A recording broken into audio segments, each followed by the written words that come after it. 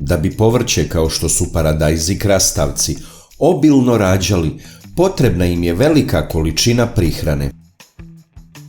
Nije dovoljno samo ono što se da prilikom sadnje. To su biljke koje u dužem vremenskom periodu cvetaju i formiraju plodove. Ako nam je cilj imati puno plodova i velike plodove, mora se redovno dodavati đubrivo. Da bi podstakli konstantno cvetanje i plodonošenje te paradajz i krastavce brali tokom celog leta, ja im dajem i surutku kao prihranu. Evo kako jednostavno pravim đubrivo od surutke. U kantu sipam 1 litar surutke. Potom sipam 10 litara vode kišnice.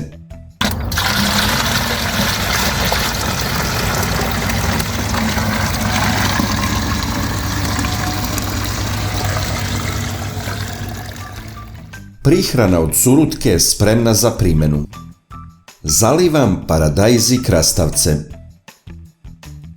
Svakoj biljci dajem pomalo ove korisne tečnosti. Ovim tečnim đubrivom krastavce zalivam jednom nedeljno, a paradajz jednom u 2 nedelje. Također treba istaći da se sa istim ovim đubrivom u istoj koncentraciji može folijarno prihranjivati paradajz i krastavac. Tretiranje obavite nakon zalaska sunca. Najbolji rezultati se postižu kada se naizmenično primenjuje surutka za zalivanje i folijarno. Surutka je odličan stimulans rasta, cvetanja i zametanja novih plodova. Još jedna važna napomena je da surutka ne sme biti slana. Surutka je sporedni proizvod u proizvodnji sira. To je jeftin, a efikasan resurs u bašti. Možemo je koristiti za prihranu biljaka kao i za zaštitu, kao fungicid i insekticid. Surutka se odlikuje bogatim sadržajem minerala. Tu su prisutni kalcijum, fosfor, magnezijum, kalijum i azot, a to je baš ono što je potrebno biljkama. Surutka je značajan izvor proteina i aminokiselina.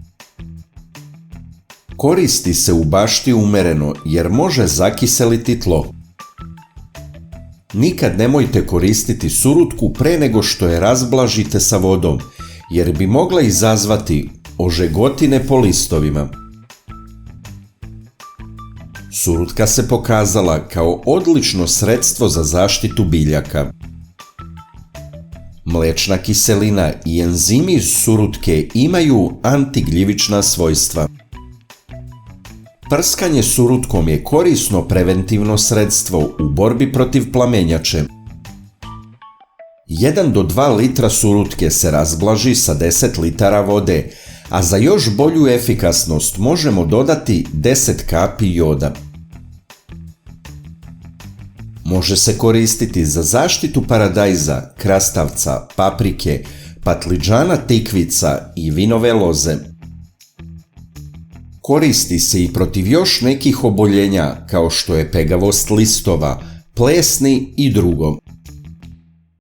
Surutka je blag insekticid pa se kombinuje sa drugim prirodnim insekticidima. Privlači gusenice, moljce i druge insekte pa se prave klopke od surutke u voćnjaku i povrtnjaku. Ako imate višak surutke, ona se može koristiti i kao aktivator za kompost, jer podstiče razgradnju organske materije.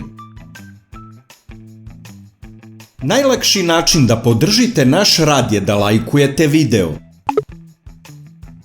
Kliknete na dugme prati, zatim na zvonce i na kraju potvrdite zvonce. Ovo za nas znači mnogo. Hvala vam na podršci.